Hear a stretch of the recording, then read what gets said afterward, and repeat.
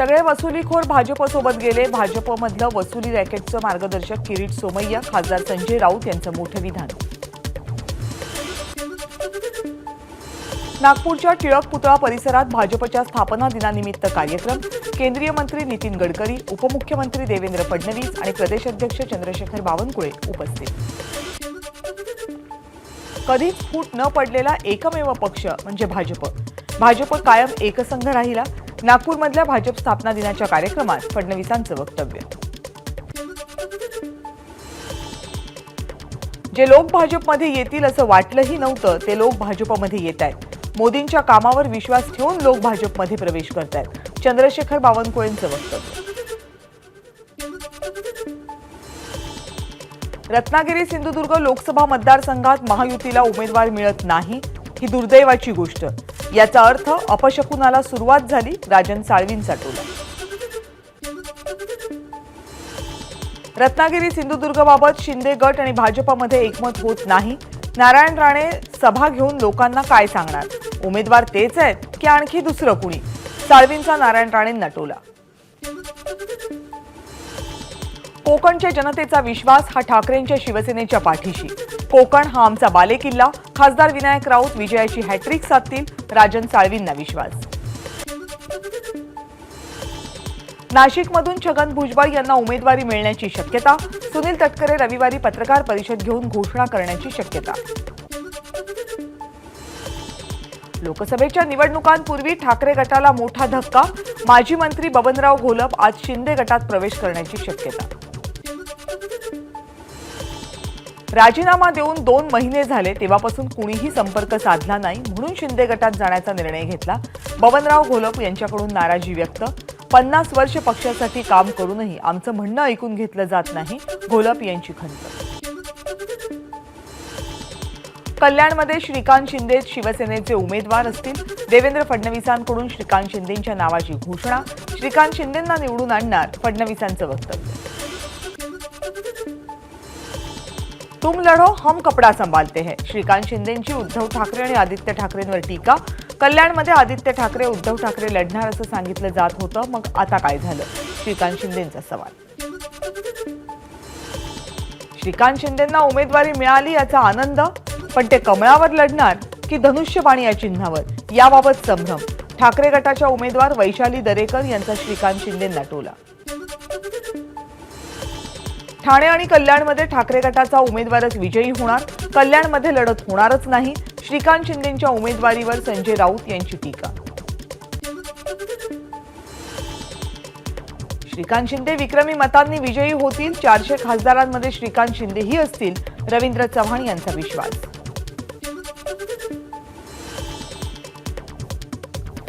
कल्याण लोकसभेमध्ये श्रीकांत शिंदेंनी गेली 10 वर्ष प्रचंड काम केलं.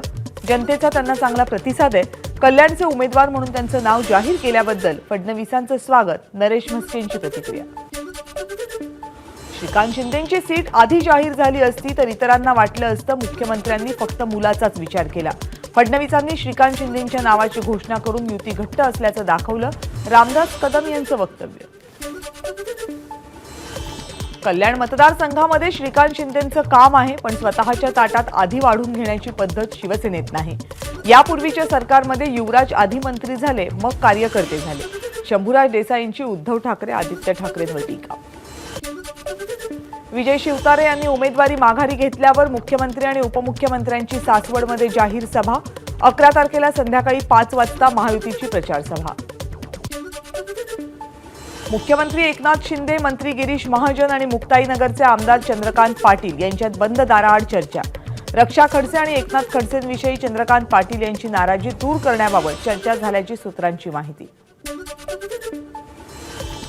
हेलिकॉप्टरनं मतदारांना आणावं लागलं तरी चालेल, पण लोकसभेसाठी मतदानाचा टक्का वाढायला हवा. हसन मुश्रीफ यांचं मत. कागल विधानसभा मतदारसंघातून 1.25 लाख मताधिक्य देणार. मग देव आला तरी संजय मंडलिक यांना हरवू शकत नाही. मुश्रीफांना विश्वास. मतदारांना हेलिकॉप्टरनं आणू या मुश्रीफांच्या वक्तव्यावरून सुप्रिया सुळेंची टीका. बडे लोक बडी बाते. सुप्रिया सुळेंचं वक्तव्य. हेलिकॉप्टरनं मतदारांना आणण्याची तयारी आहे म्हणजे यांच्याकडे मोठं घबाड दिसतंय.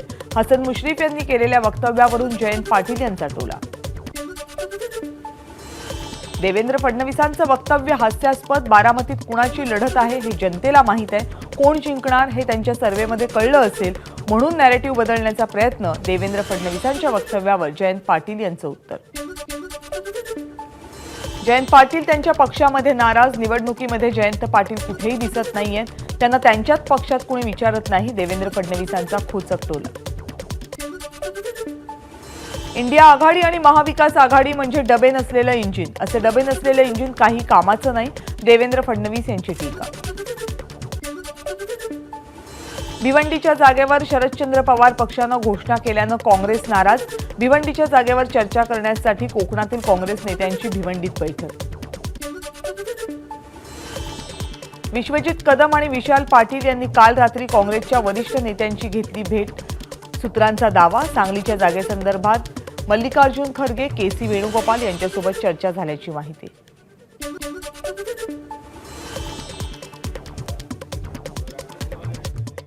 सांगली ही काँग्रेसचीच आहे आणि आपण ती सोडायची नाही.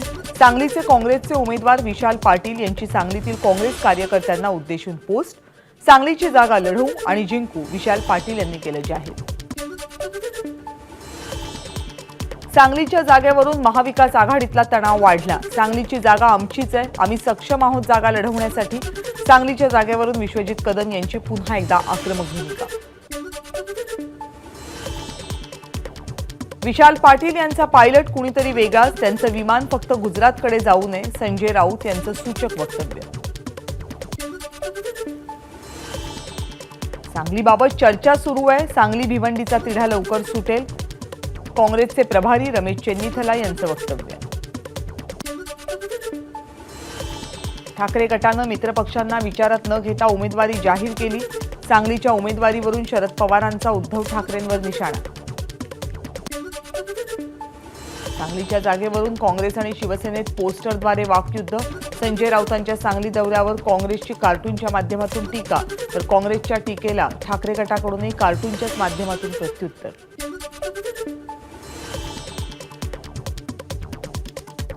संजय काका पाटील यांच्या उमेदवारीला विरोध असणाऱ्या विलासराव जगताप यांची संजय राऊत यांनी घेतली भेट. राऊत आणि विलासराव जगताप यांच्यात सांगली लोकसभेबाबत चर्चा. कल्याणमध्ये शिवसेना आणि भाजपमध्ये पुन्हा वाद. गणपत गायकवाडांच्या समर्थकांकडून श्रीकांत शिंदेंचा अपप्रचार. श्रीकांत शिंदेंच्या अपप्रचारानं गायकवाडांना जामीन मिळणार नाही, शिवसेना जिल्हाप्रमुख गोपाळ लांडेंचा टोला. माजी आमदार विलास लांडे नाराज नाही आहेत. शिरूर लोकसभा राष्ट्रवादीचे उमेदवार शिवाजीराव आढळराव पाटील यांचा दावा. हेमंत पाटील यांची जाहीर केलेली उमेदवारी मागे घेऊन त्यांची चेष्टा केली. हिंगोली लोकसभेचे वंचितचे उमेदवार बी.डी. चव्हाण यांची शिवसेनेवर टीका, तर हिंगोलीत ठाकरे गटाचे उमेदवार स्पर्धेबाहेर. खरी लढत वंचित आणि शिवसेनेमध्ये, बी.डी. चव्हाणांचं वक्तव्य.